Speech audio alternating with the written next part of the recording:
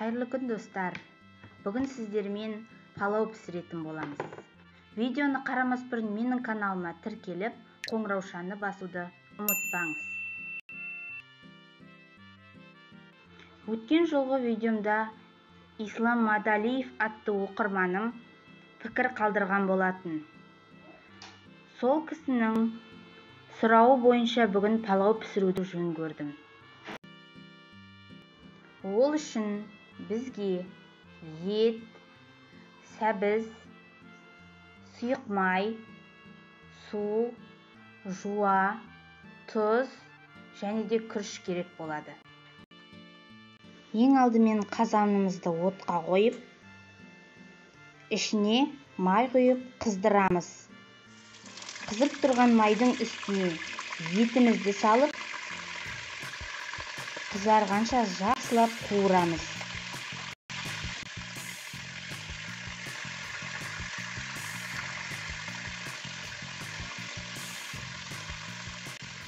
Етіміз жақсылап қуырылғанша жуамыз бен сәбізімізді турауға кірісеміз.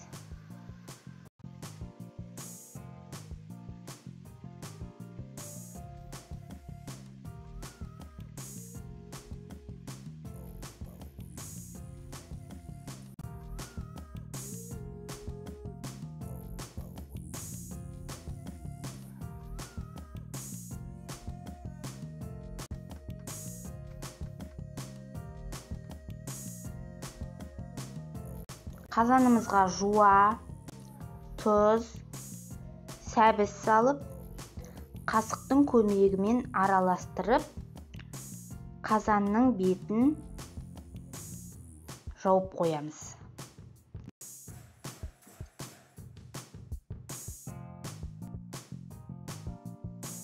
Қазанымыздың ішіндегі ингредиенттердің барлығы қуырылып болған соң үстіне су құйып,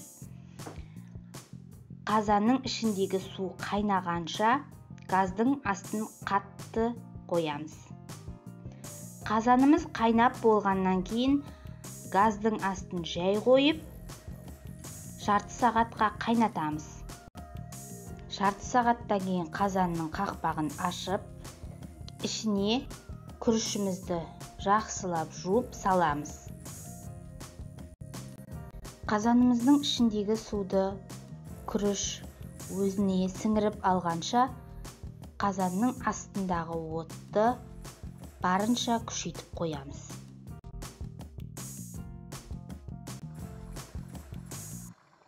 Міне күрішіміз өзіне суын сіңіріп алды. Енді 30 минутқа қазанның қақпағын жауып қоямыз. Достар, палауымыз дайын болды. Дайын болған палаудың ішіндегі етін бір ыдысқа, күрішін тағы бір бөлек ыдысқа салып аламыз.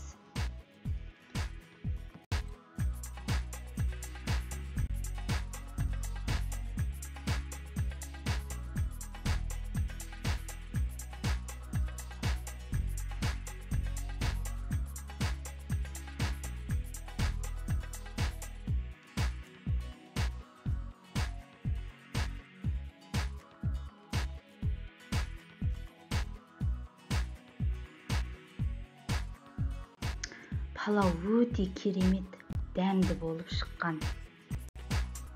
Видеоны соңына дейін қарағандарыңызға көптен көп рахмет. Ендеше видео ұнаған болса, лайк басып, пікір қалдыруды ұмытпаңыз.